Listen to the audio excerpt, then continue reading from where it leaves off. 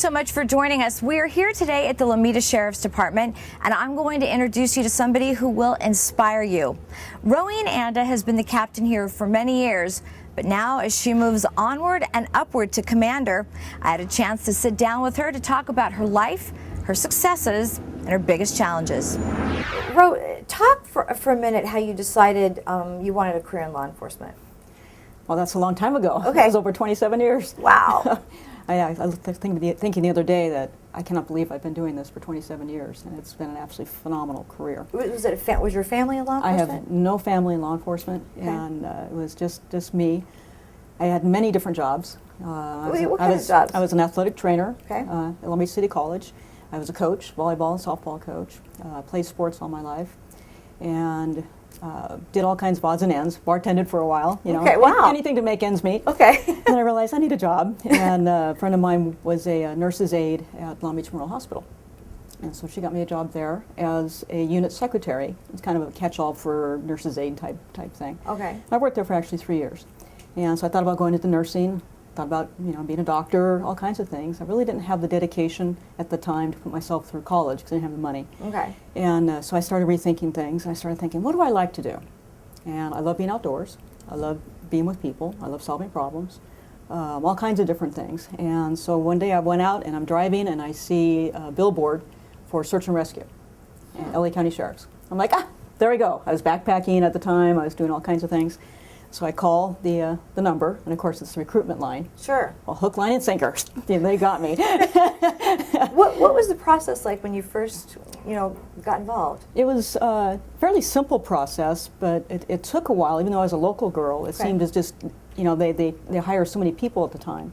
This was back in 1984, and it's long and drawn out. They do an extensive background on you. And they couldn't find any dirt on me, so they didn't look hard enough. They kept looking,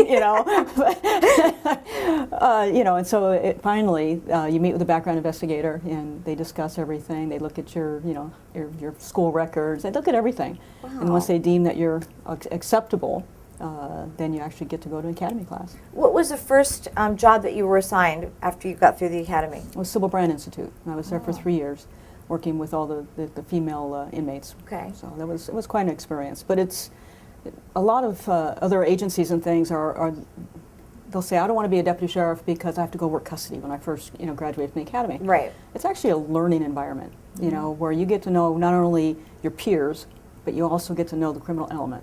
And if you don't have a life of crime, which you're not going to be when you go to law enforcement, it's really if you look at it the right way, it's educational. Did you know right away that you loved doing it? Was it something that you just said, "This is it"? Yeah. Once you went when through? I graduated, it was probably one of the happiest days.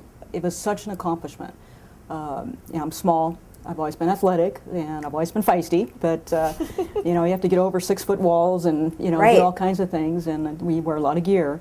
And but I excelled at it, and I thoroughly enjoyed it. So I was so proud of myself, and my family was so proud. I just realized that this is it. It was a career. It wasn't a job. Absolutely. When you think about going back, you said some 20-something years ago. 27. Was there a lot of women, No, or how many? Very few. I couldn't give you a raw number, but probably in my class, I believe there's probably about between 15 and 20. Out of how many? About 110. Ooh. And then graduating, it was down to about 80. So the attrition rate is pretty high. Yeah, I was going to ask you about that because obviously they say if you can get through the beginning part, then everything else is kind of they mess with you. Back then, it's a little friendlier, kinder, gentler academy process. These days. But back then, it was they got in your face. And I can remember one of my DIs was quite funny. He looking down at me, of course. I'm only 5 foot tall, but I'm looking up, and he said, he cussed at me, so I won't use those words. But basically, it was, what makes you think you're big enough to do this job?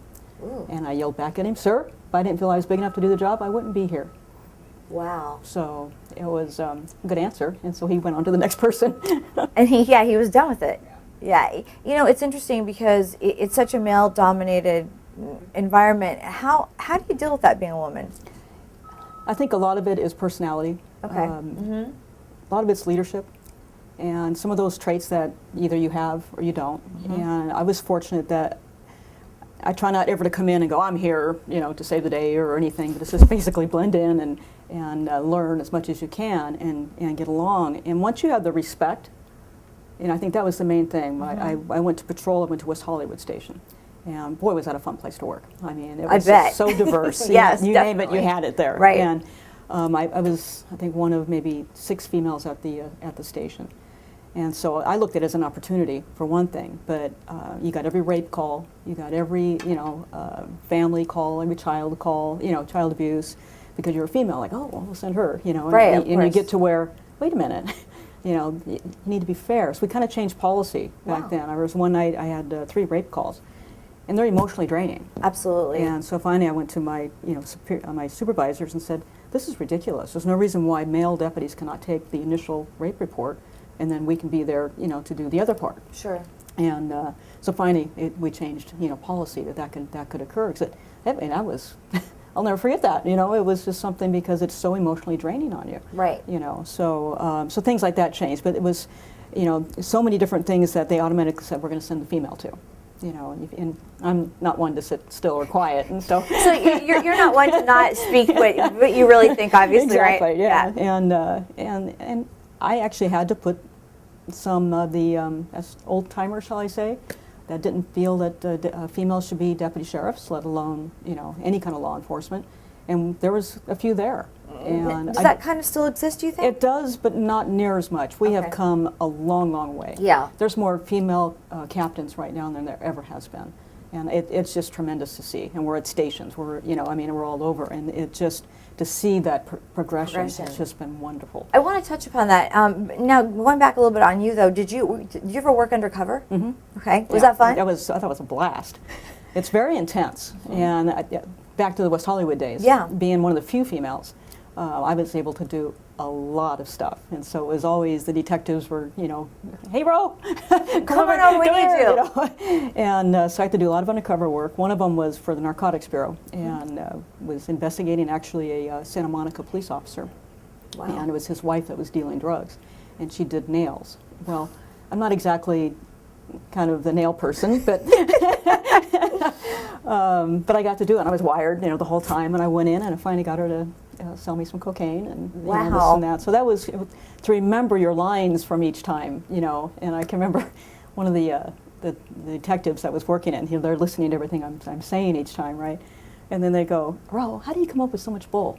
So it's kind of your Law and Order debut, right? Yeah, kind of. And it is. It's an acting job. Right, absolutely. I loved it. I absolutely loved it. So I got to play around quite a bit doing that kind of stuff. It's interesting. Your demeanor is so different, I think, from what we think about when we think police officer.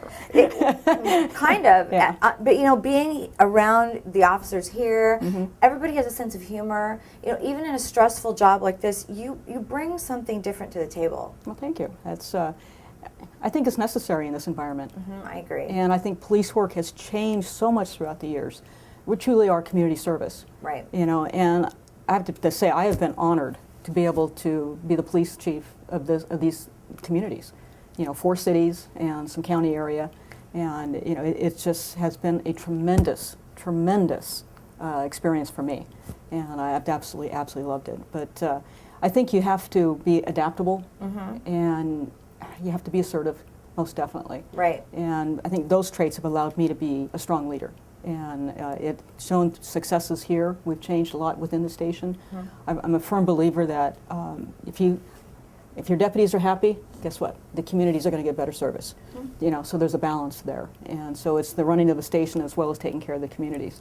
And it's been quite a challenge, but it's been excellent.